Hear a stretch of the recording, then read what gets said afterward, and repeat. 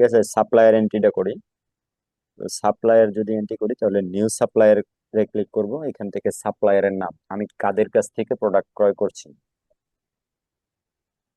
তারপরে এসআর দেখি, SER, SR company, SR কোম্পানির মোবাইল নাম্বার, তারপর হচ্ছে ইমেল, তারপর হচ্ছে ওদের অফিসিয়াল মোবাইল নাম্বার, তারপর এখানে কোন দেশের এবং স্টেট বরিশাল, এবং সিটি হচ্ছে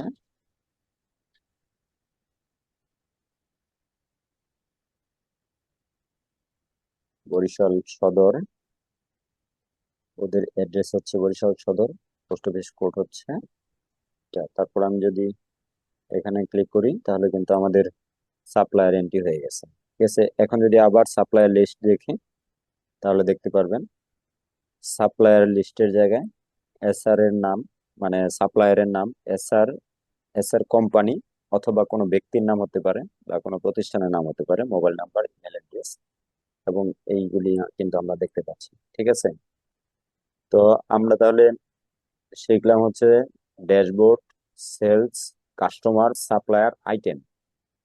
তো মোটামুটি অনেক কিছু দেখানো হয়ে গেছে। তো এরপরে যে কাজগুলো থাকে, এক্সপেন্স, এটা পরবর্তী ক্লাসে। তারপর হচ্ছে প্লেস, প্লেস এবং এক্সপেন্স, রিপোর্ট বের করা, ইউজারের মধ্যে শুধু ইউজার একদিন চলে যাবে, কারণ ইউজারের মধ্যে অ্যাক্সেস তৈরি করতে হয়। আমি কাকে কি অ্যাক্সেস দিব, এই সফটওয়্যারটি এক একটা ইউজারের কাছে এক এক রকম ভাবে প্রদর্শিত হবে। ধরুন ম্যানেজার প্রবেশ করছে, ম্যানেজার কিছু কিছু কাজ করতে পারবে। আবার ধরুন সেলসম্যান এই সফটওয়্যারের মধ্যে প্রবেশ করছে, সে কিন্তু ম্যানেজারের কাজ করতে পারবে না।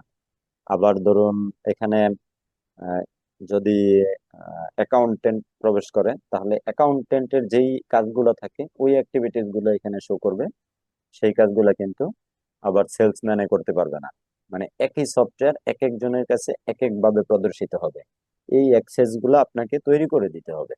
আর সেটা কিভাবে করতে হয় সেটা আমি পরের ক্লাসে দেখাবো। তারপর SMS ইন্টিগ্রেশন, সেটিং, এগুলি কিন্তু পরবর্তী ক্লাসগুলিতে আসতেছে।